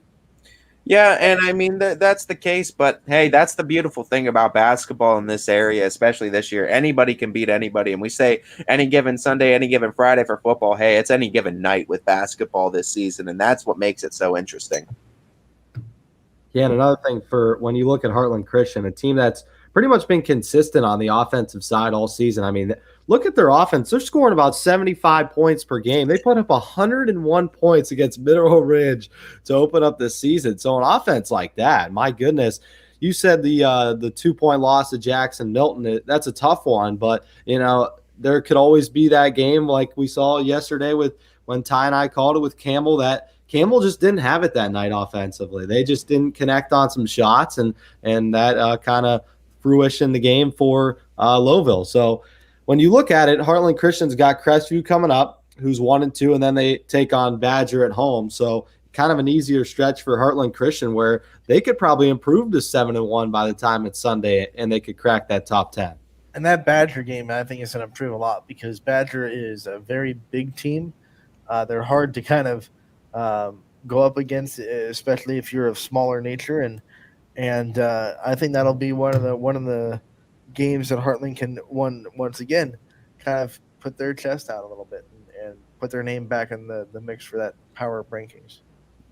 Yeah, and I mean wins are going to help certainly too, as you got to figure a lot of teams have jumped too. If we could look at the scope of 20 to 11, I think you'll probably see a lot more teams that have jumped too because they've just gotten wins over teams inside the top 10 in both areas. So I mean, there's definite teams that are on the outside looking in, but hey, we don't have the time to rank 50 plus teams week in and week out. And this is, like we said, we want it to be kind of an elite group. If you make it to the top 10, it needs to mean something. So we have the top 10 power rankings again, and this is going to be very interesting as the season goes along. Absolutely. And we have another comment from DJ. I'll let you guys kind of reply to that. I feel at the end of the day, a game is a game is a game, no matter where it's played. You're going to play neutral grounds. You're going to play on big courts as the season goes along. Tournament time, if you want to make deep runs. It is hard because it's definitely the lights are on brightest, but I feel like if it's still considered a regular season game, it's agreed upon to go there. It's a great opportunity for the kids. I don't know if there should necessarily be an asterisk. I think games are games in the grand scheme of things. What about you, Richie? Do you think? I agree with Ty, 100% of what he said. Game's a game. You're playing on the same floor as them at the end of the day. So both teams have to make that adjustment. And that's the big thing. It's a longer court, length and width wise, but you got to make that adjustment. And if you want to play in front of, whatever 20,000 at the Schottenstein Center when it comes to the state semi and state championship, you're going to have to get used to an atmosphere like that when you're going to have to play in a big regional final, whether it's in the Struthers Fieldhouse or wherever in the Canton Coliseum. I mean, these teams are going to have to get used to these type of atmospheres. So I think it's a great test for any team that's able to play in an NBA arena. And I think it learns a lot about your program, of how you make in-game adjustments. And I think at the end of the day, I think Lowville did a great job of that because they were able to execute their defense based on the dimensions of the court, able to spread Camel out and make them shoot deep. Yeah, and Chris Sigler pulling up that there are a lot of interesting matchups in the girls' realm tonight that might shake up these power rankings a little bit. We see, one that I'm really going to be looking forward to is Brookfield playing Liberty. I think that's going to be a big one inside the power rankings. I mean, I agree with Chris. I mean, tonight's going to be a big night, and there's going to be probably a lot of movement based on tonight. There's going to be teams that get knocked down a notch and knocked up a notch. So it'll be a fun night on the network for sure. Guys, this is a question for you too. What was it like to announce that game? In those games, I should say. You announced multiple ones. It was a fantastic honor. Like Richie said earlier, we were in that Joe Tate media perch, and what a great opportunity for us to work our first game together, being with YSN for as long as both of us have, and never crossed the opportunity, mostly because we're on different sides of the county most of the times too, calling games from different ends and different spectrums of different counties a lot of the time. But no, it worked out an opportunity to call it with Richie, and couldn't have asked for a better guy to work it with, and it was a great opportunity to call some great games too and have a fun day at Rocket Mortgage. Yeah, I agree. I mean, it was just a blast, being able to broadcast our first two games together. Ty, always a fun environment. And I feel like we had a lot of great chemistry where we just kind of stepped in, did our thing, and had a great broadcast. But to DJ's question, it is a lot different, if I'm going to be honest with you. I mean, walking into the arena, you're on the second level, you're looking down, and it's a lot different when you have a jumbotron that's 100 feet wide in front of you, where you have the points and fouls instead of just looking to your right and having a little scoreboard. So it is an adjustment that you have to make, especially when you're sitting on that second level.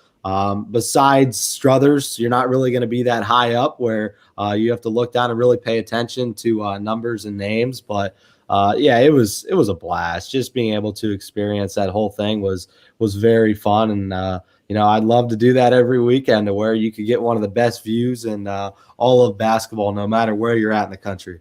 With my vision, I would be toast. Yeah, well, that's I would be like, that dot, this win scored that dot. That's the thing. You're at a perfect angle where you're not too far away, but at the same time, you have that angle where you're up top on the second level, when you could look down and you could see the entire play and the entire court transpire as the play is occurring. So that, I honestly think it helped me a lot, especially when we watched the Lowville team, when they ran a 2-3, a 3-2, you could see how well they were executing that 2-3 and 3-2 zone, just because you could see that eagle view from up top. All right, guys. DJ wants us to rank the three places that we've broadcasted so far. This should be fun. Yeah.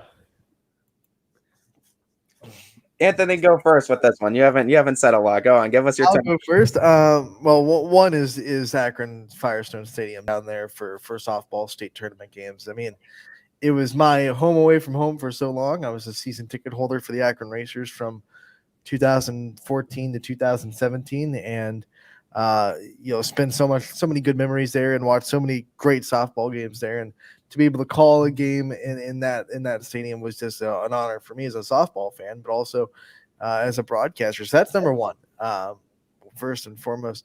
Number two, I'm going to say Cuyahoga Falls. That gym that the Division III regionals are held at has a unique kind of atmosphere to it because you have normal bleachers in the first level, but then you have bigger stands that most of the fans sit at up top, and it's like the noise kind of comes down at you instead of across to you. It's a very unique setting. It's a very unique acoustics for that gym when it gets rocking. And I don't care if it's girls or boys, when it's in the regional level, they bring people and it gets rocking in those gyms. So I think Cuyahoga Falls is number two. And number three, I'm trying to think because I haven't been to a lot of big places.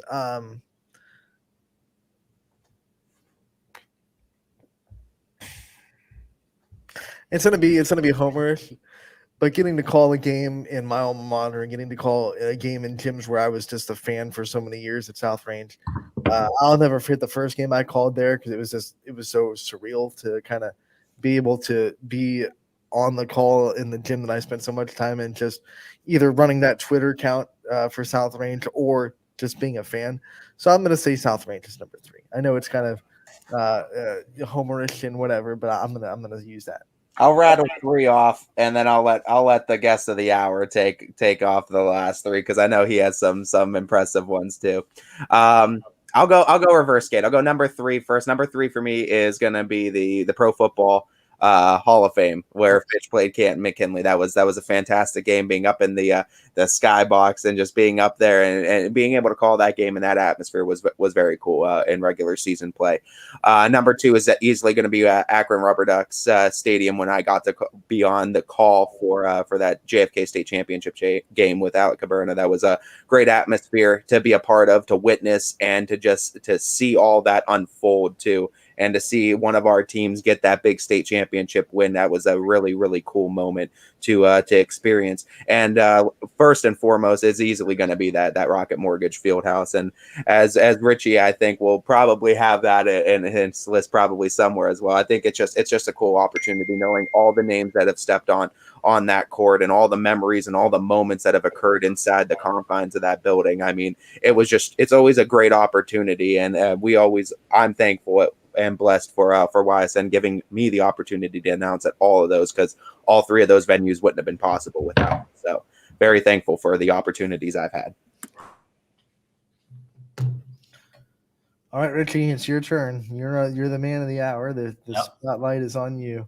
All right, I'm gonna go. One is probably Rocket Mortgage Fieldhouse, just because growing up as a Cavs fan, going there with my family and all my friends throughout the years, I have so many memories in that arena alone when it was the Cube. But now that it's Rocket Mortgage Fieldhouse, just being able to sit at the same table as Joe Tate and Tim Alcorn, who's the present radio broadcaster for the Cleveland Cavaliers, was just a dream come true. And then I'm going to say Alex Box Stadium. When DJ and I went down to LSU, one of the best college baseball stadiums in the country, with the football Tiger Stadium in the background. That was such a surreal experience. And then the third and final one is Curtis Granderson Stadium, which is the home of the UIC Flames baseball team. They have the best backdrop in college baseball. If you've never seen it, look it up on Google. Look up the skyline that they have in center field as the backdrop.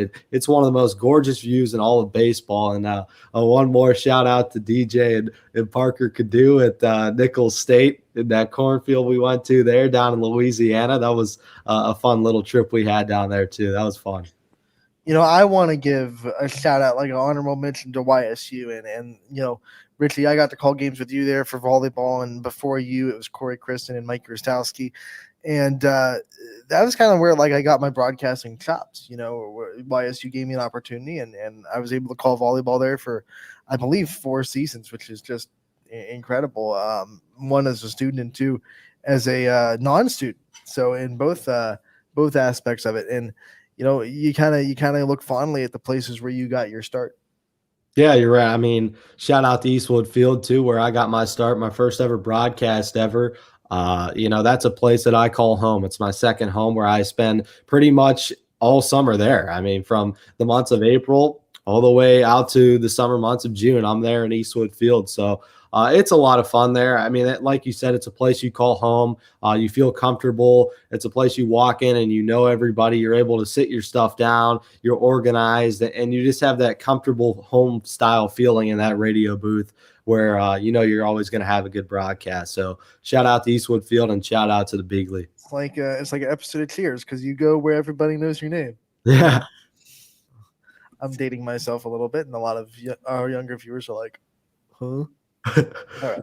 So, Richie, thank you so much for taking the time to join us today. Always fun when we have you on. We turned what probably was expected to be like a half an hour segment into an hour segment. But hey, who cares? We love having you, Richie. We love talking with you too, and we know what you do around the around the area with local sports is absolutely incredible. Just keep on trucking on, brother. As I know, we'll probably have you on again a lot throughout the season. All right, boys. Appreciate the time. I love it. Keep grinding with the show. You guys are doing some great things here on YSN and the Running Point. So, keep going forward and keep doing what you guys do. Thank you, Richie. We'll be talking to you. All right. Always great to have Richie on too. And like you said, Anthony, I mean, easily it could always turn into an hour-long conversation with Richie. So much insight too. And I mean, just like a lot of us at YSN too, I mean, he's constantly on the road. And if he's not doing stuff with YSN local sports, he's doing something with local sports, whether it be with YSU or vice versa. He's always active too. So always a great wealth of knowledge for being a younger guy too in the area. We had to take full advantage of the fact that Richie had a lot of time to give today because that is not usually the case. So no, it's not. And you know what? I'm glad he stayed on too. And he always loves coming on and talking local sports. And great voice for Canfield. And they're certainly lucky to have him over there. All right, let's pay some bills and take our break. Jeez, oh man, it's been an hour and a half. Let's get some commercials in and pay tribute to our wonderful sponsors here on Running Point and all of YSN. So we'll be right back with more on Running Point, brought to you by Greenwood Chevrolet in Austintown. New things happen all day. Some are good, some not so good. In today's complicated world, while you're busy working, playing, and living life, we're busy helping you make sense of the day's news. And there's only one place where it comes together with clarity, context, and accountability. It's 21 News at 6 with me, Madison Tromler, and Derek Steyer. 21 News at 6. It's what the day's news really means to you. Welcome home to a home made homier with Baird Brothers Fine Hardwoods. Inspiration starts at BairdBrothers.com and is turned into reality when high-quality hardwoods are delivered right to your home. Baird Brothers has the latest design trends, shiplap and skinny lap interior siding, antique oak rustic flooring. And, well, you'll find them all at BairdBrothers.com. Ordered easily, delivered conveniently, enjoyed comfortably. BairdBrothers.com. At Greenwood Chevrolet, shop with confidence knowing we're ready to go the extra mile for you. With the largest selection of used vehicles in the Valley, backed by the Greenwood Advantage Warranty.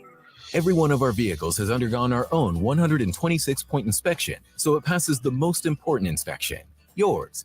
No other dealership has the extra inventory, gives you extra for your trade, and goes the extra mile for you. Only at Greenwood Chevrolet. WRS Wealth Advisors, the area's premier wealth and retirement specialists. Located on South Avenue in Boardman. Quality, customer service, and integrity. Those are the four words that have driven our success since 1957 at Joe Dickey Electric. Joe Dickey Electric is one Mahoning Valley landmark business that stays current with the requirements of our customers. Family owned and managed, we are an electrical contractor and energy solutions provider. Every member of our team adds to his or her skill set through ongoing training. Residential, commercial, industrial, automotive, and more. We keep ahead of the needs of our customers with a fleet of more than 50 vehicles and 24/7 emergency service, so you're never left in the dark.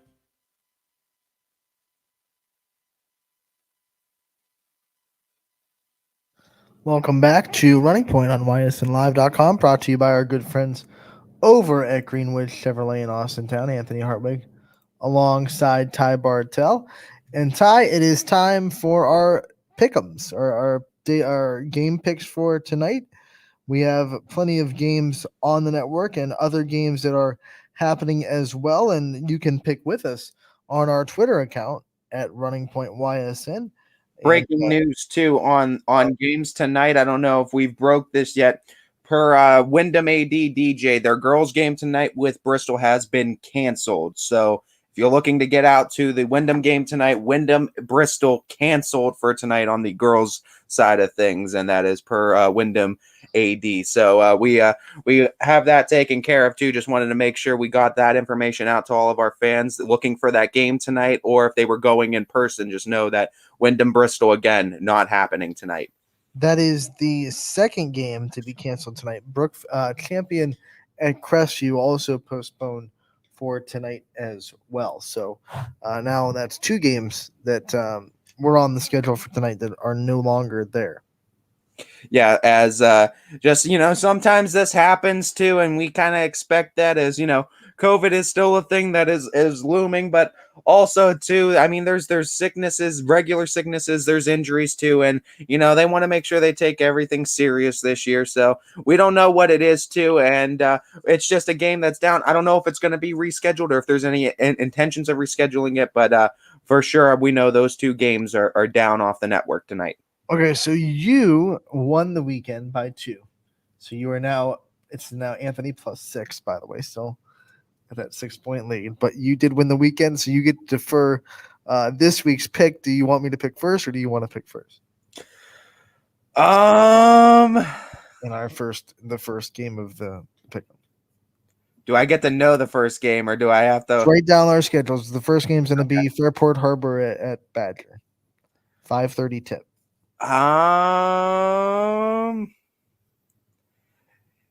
Yeah, I'm gonna go ahead and I'll let you pick first. I'll defer. Okay, so here we go. Fairport Harbor at Badger. Give me the Braves to get the win at home. I'll agree with you on that one. I'll take Badger as well. All right, Middle Ridge going to McDonald. This one not on the network is happening. 6:15 tip from McDonald. Who do you have? Yeah, get out there to McDonald if you can't too. This one, unfortunately, not going to be on the network, but still a game you should get out there and see. Support the Lady Blue Devils as well. They're trying to make a turnaround. I'm going to pick the Lady Blue Devils in this one as well to get the win. A little bit earlier of a start, but get the win at home for McDonald.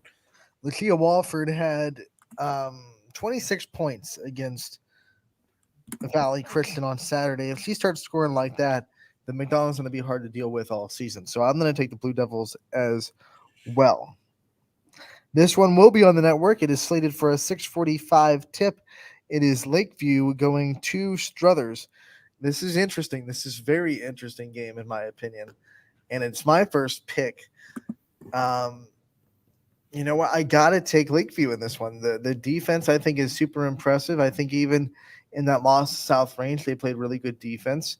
And I think Lakeview has had a lot of strides this year. I'm going to take Lakeview to be able to contend with Chloe Nieder. I believe if you slow her down, the rest of the Struthers offense kind of will follow suit. So I'm going to take the Bulldogs to get the win. I believe in Lakeview now. They've made me a believer. This is a very splittable game for me, for you to try to pick something up on you, because I do think I do have a lot of faith in Struthers that they could pull this one off, especially how they looked against Austintown and inches away from coming away with the victory. And I think Coach Nieder's doing a great job adjusting with all the young girls and the young talent he's had over there, and I think that's really been impressive with the Lady Wildcats. Lakeview's had some more impressive wins. I can't pick against them, though. I've picked against them too long, and they've proved me wrong a few times. I'll pick with them again, and Coach Hayne, and give me the Lady Bulldogs in this one. Okay, just to recap the fan voting and see where we are, because I always forget that. Badger has a 58% to 42% lead over Fairport Harding on the fan vote. Let's see, we had that game. We did McDonald and Middle Ridge on the fan vote. That one is going to be given. McDonald has an 86% to 14% edge on that one. And in this one, Lakeview versus Struthers, the Wildcats have a 75% to 25% edge. So the fans going against me and you today for that one, Ty. It's very possible too, considering that Struthers and Chloe and Eder looked really good against Austin Town. I suspect that you can turn things around. It's just, God, it's in the field house too. I'll stay. You're not switching, are you? I'll stay Lakeview. I'll stay Lakeview. Jackson Milton goes to Lowville. This will be a varsity only game starting at 6 o'clock. Eric Hughes will be on the call from Lowville. And the fan vote of this one has Jackson Milton with an 81% to 19% edge. Yeah, I'm gonna agree with the fans on this one. I'll go Jackson Milton and their 7 Warrior girls strong on this one and getting the victory on the road on this one. I think Jackson Milton's too much for Lowville right now, and I think they win this one. I'm with you. Next is Brookfield at Liberty. This is the hard one. This one Gray might be the game. Gray division might be the game of the night, slated for a 6:15 tip. Alec Caberna will be on the call from Liberty, and this is a chance for the Leopards to really, really put their foot in the ground and say we are one of the best teams in the area. Make the statement in the division, in your conference division too. And that Gray side of things, you can make that staple victory over Brookfield and say we're here to take this crown. Look at this. The fans really bought into Liberty. 71% to 29% edge for the Leopards, even though Brookfield was second in the MVAC last year and district runner-up. Battle between 2 ranked teams, I believe, as well, too, on the YSN Power Rankings. So this is one of the biggest games on the network, and we're going to see movement, I would think, regardless of what happens in this game tonight. So it is your first pick, because I picked Jackson Milton first. No, I picked Jackson Milton first. Holy crap, I'm so lost. Okay.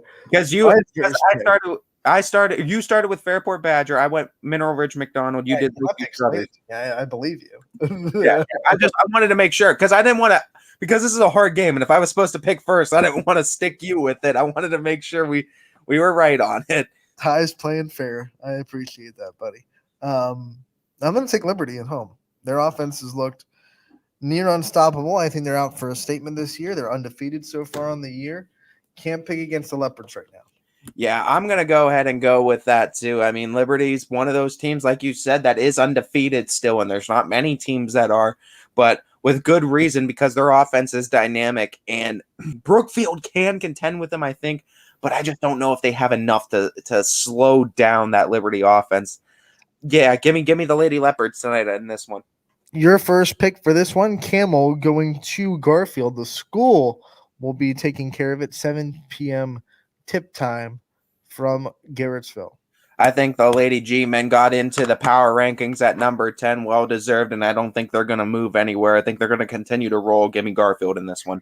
Garfield has an 87% to 13% edge, so there are some people that believe that Camel can pull off the upset.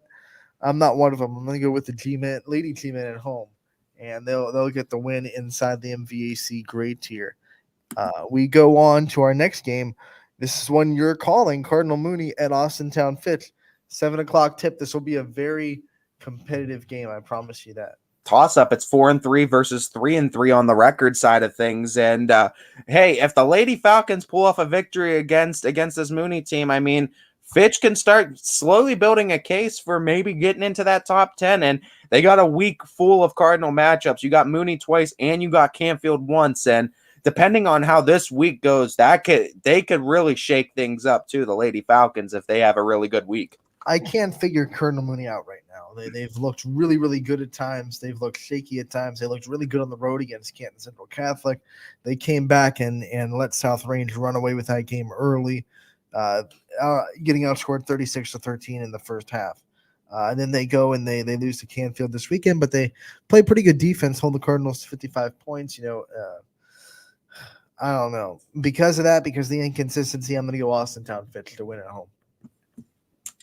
Yeah, I can't go into Austintown and pick against them. I gotta go Lady Falcons tonight. Even though Lady Cards and Mooney did become one of the sweetheart schools last year basketball season. And you know what? I do appreciate the program that they're building over there, and I'll have a chance to speak with Coach Diorio tonight, so it should be a good time.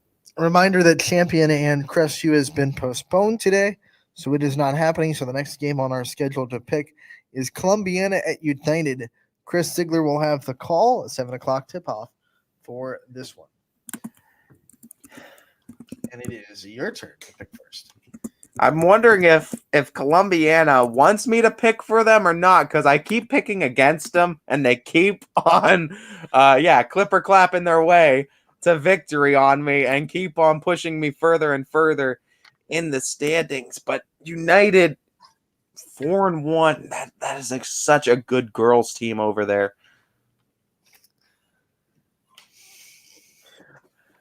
The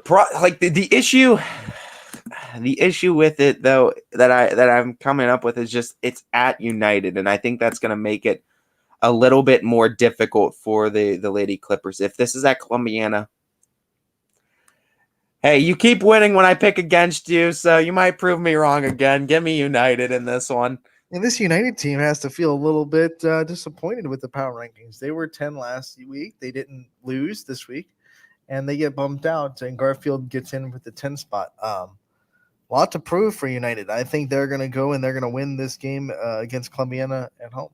And you got to figure they win this one. This is going to go a lot to prove that they should be back in that top 10 power rankings, because this is within the EOAC. So, I mean, this is a big matchup that you got to face off with Columbiana now. And, I mean, it's a Lady Clippers team, like we said. It's not a pushover team either, and they've really been, I think, putting up a very good start to the season, and I think this one should be a good one tonight. Let's go and look at what the fan vote has for this one, as we're going to pull it up. Sometimes it doesn't go right in the order in the Twitterverse. And the Twitter, The Twitter. Let's see. Columbiana United has a 69% to 31% edge on the fan vote. 16 votes on that poll, so it's a pretty popular poll. United getting 69% of the votes. We'll see what happens tonight. Things can shake up too. And hey, if Columbiana continues to win, they might be making a case for themselves on reaching for that top 10. Then that's a big team to get a victory against. My turn to pick first. It's East Palestine traveling to Wellsville. They have a 59% to 41% edge on the fan vote. DJ Oakley will have the call, and it is slated for a normal 7 o'clock tip on our schedule. So when I look at this one, Wellsville gets their second win of the season over the weekend against Jefferson County Christian. They're a lot different of a team than they were last year, obviously. And they're starting to build momentum as a program, making the little steps. But I think East Palestine is more steps ahead, and I think they'll get the win tonight. You swerved them a little bit. You were going sweetheart with Wellsville the whole show. This was one I thought I was going to split with you. I got to go East Palestine as well. I was going to go Lady Bulldogs from the start because I thought you were going to continue on the Wellsville train, and this was one I was going to be able to split with you on finally. But no, I can't pick against East Palestine in this one. And we move on. This is going to be your first pick, and it is Girard going to Hubbard, an important one in the NE8 between these two teams.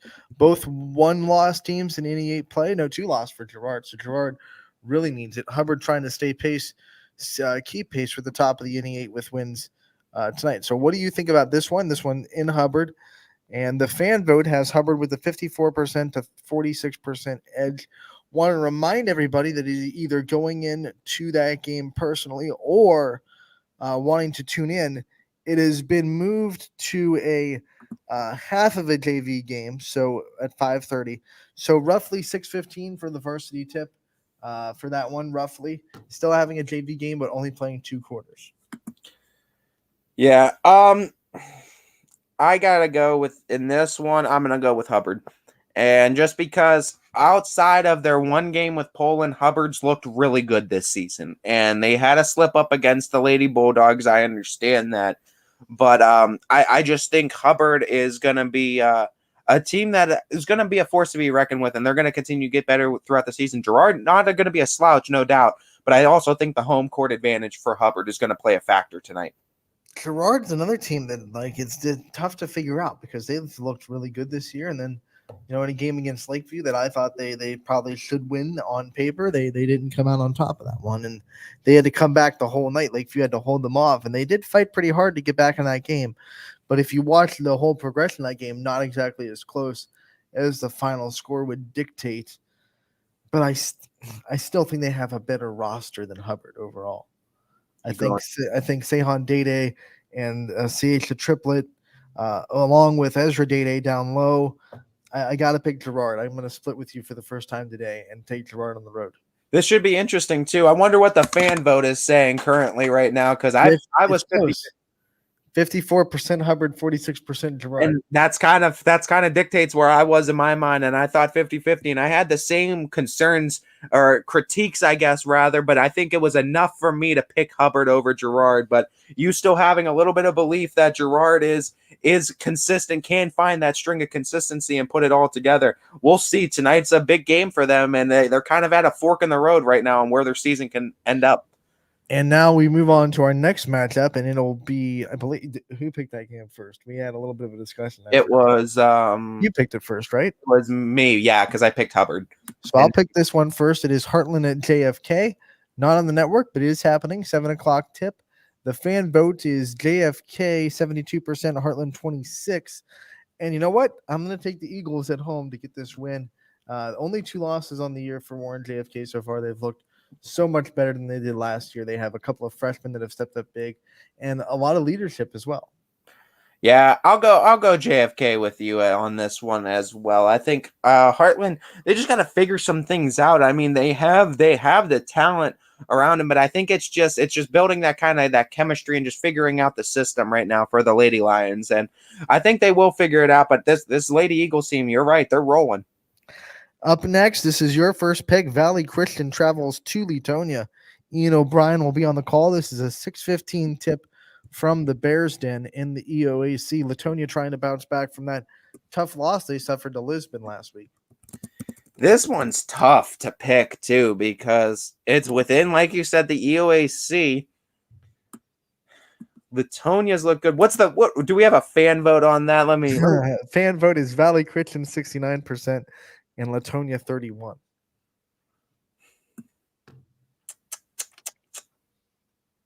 He's going to the audience voting like a lifeline and Who Wants to Be a Millionaire.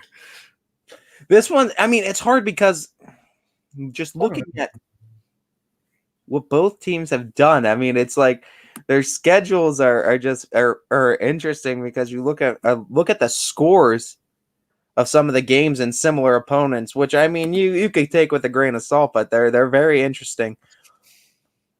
You gotta find a runway and let her go because we have some picks to make and we're nearing. I gotta go Valley. I'll go Valley Christian in this one. I'll split with you and go Latonia. Okay. I still believe in the Bears and I think they're gonna get the win tonight at home. Newton Falls goes to LeBray. This one going to be called by Brian Oatridge, and it is a 7:00 tip from the Vikings home court. I'm going to take LeBray at home. I think Laura McCoy is going to be very good, and she can definitely score from anywhere. I'll take LeBray as well with this one. I think this one is definitely a case where the Lady Vikings should be able to pull off a victory. Your first pick this time inside the NE8, Niles at Jefferson. What do you got? I think Jefferson gets back on track inside the NE8, and I think as far as them competing for the conference, I think this is the game to get them on track. I think you did the math when you were deciding who to pick first. You know it, buddy. You know it. I took my chances. I took a glance at it. I was like, all right, we got this. I should have added a game in there to pick, so I didn't have to do this. You know? Now Anthony's going to try to stack it and make sure there's no red line going on right now with the games at a glance. Oh, man. The battle for the first place in the NE8, Poland at South Range. And, this is a game that I don't know if a lot of people, they were saying this league's wide open. This league's wide open. Other teams can come up and make a move for it. But so far, both teams undefeated in the 8 South Range on a 4-game win streak. Poland, they're undefeated in the 8, but they are coming off that loss to West Branch. And the first place is on the line. It's that simple. First place is on the line. It's the classic Poland versus South Range game. Does Anthony stay 60% with the home team is the question. What? Does Anthony stay 60-40? I told Nick Blanche that I was going to call it 60-40 for each home game, but that doesn't mean I'm going to pick each home. Let's go to the fan vote first. To give me that's what Anthony now wants to be out of the fans too. Poland has a 70% to 30% edge on the fan vote. 47 votes cast for this game. People are watching. People are interested in how this will go. You got the world watching you tonight, buddy. A lot of people on the Bulldogs train. And, really, this series has been dominated by Poland. They've lost one game since the start of the Uni 3 years ago, and that was last year in South Range, a game that got postponed and delayed twice before it actually happened.